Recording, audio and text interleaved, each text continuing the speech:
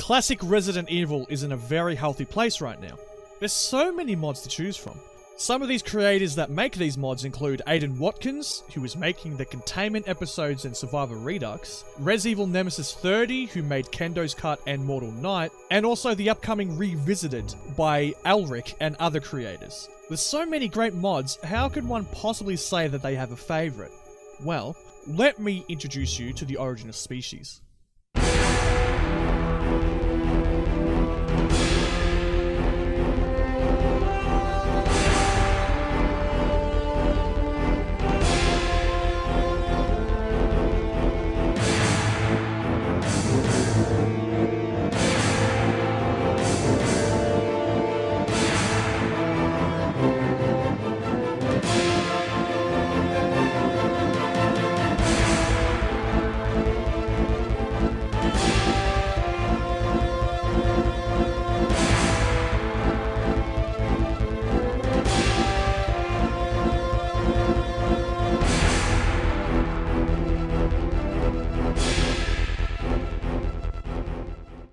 So, what is this mod exactly? Well, long story short, it's an overhaul mod that changes a ton of things about the game while also keeping the spirit of the original intact. New enemies, new routes, weapon changes, and an altered story are all included. So this mod started off as a mod for the original Resident Evil 2 PC release, way back in 2003 by Komizo. I don't know anything about this version. There doesn't really seem to be any trace of it online. I first played it when it was re-released in 2018 on ModDB for the Source Next port as version 1.5.1. This video will be about the latest version, however, as it's the only version Komizo now offers.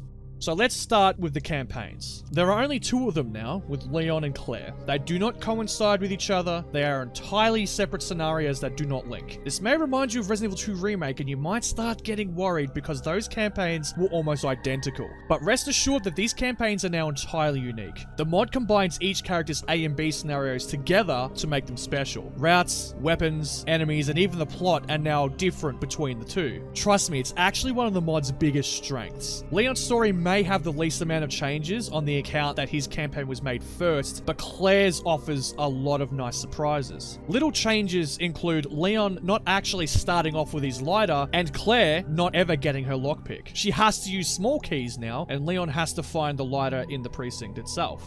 So what about the enemies? Well, enemies are in far greater number and are extremely dangerous. Most act very differently, with the only enemies being the same being the crows, spiders, zombie dogs, and moths. Zombies are a lot faster and there are far more of them. A good example of how many there are now are the streets. The zombies are literally everywhere, and in fact, I would say that the streets are the hardest part of this mod because of the sheer overwhelming number of zombies. Some variants of these zombies also can't be knocked back, instead running forward, meaning that it is in your best interest to recognize which zombies do this and shoot them from afar. There are also very special variations that appear semi-frequently and are a nice surprise on your first playthrough. The lickers are of course here. There are the normal types that haven't changed, but there's now a second type that's entirely different that replaces the evolved lickers, but I'm gonna leave them for you to discover. Let's just say that they aren't your average evolved lickers anymore. There are now 3 Ivy types, 2 zombie ones that are inspired by the remake, and then there's the normal Ivies, which you encounter in the lab. They aren't normal though.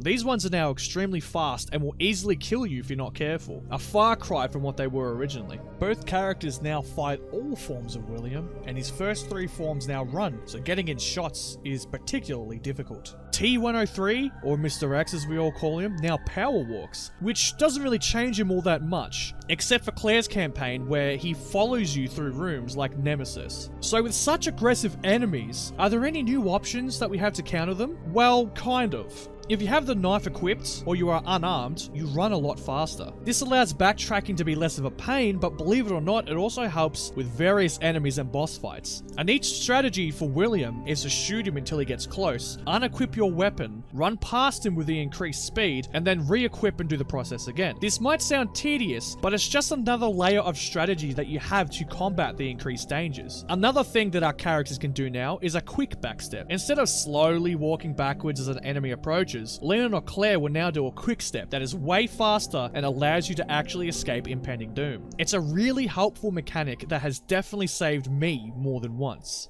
So what about the weapons? Are there any new ones? No.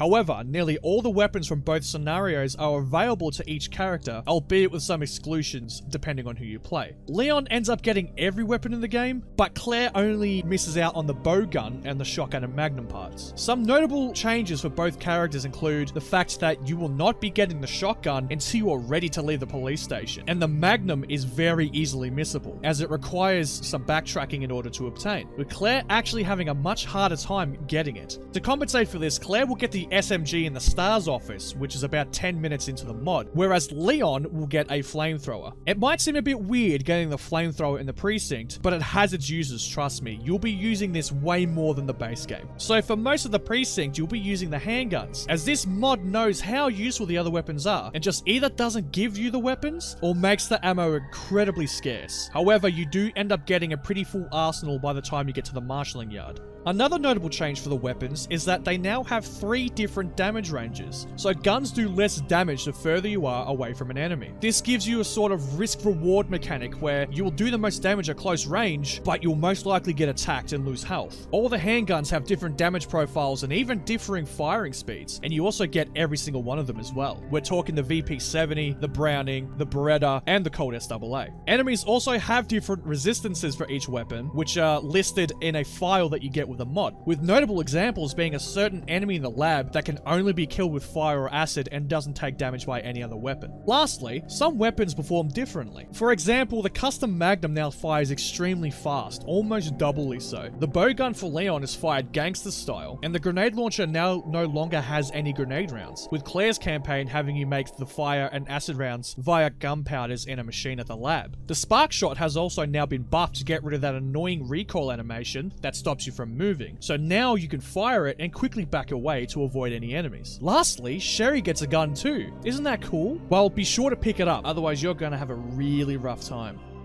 Okay, well, that's nice you might say. There's plenty of mods that do change up the game to this extent, so what makes this one so special? Well, honestly, it's just how well everything works in it. This mod feels like a director's cut of sorts for the original Resident Evil 2. Nothing feels out of place, which is a massive compliment on a mod such as this. Mods such as Mortal Night, whilst absolutely being amazing in their own right, still have parts that remind you that they are a mod, such as a lack of voice acting, or areas that feel just too difficult to be in a retail game. This mod, whilst being harder than the OG Resident Evil 2, is definitely beatable even for casual fans, albeit with struggles, sure, but this is a massive compliment and I can't state that enough.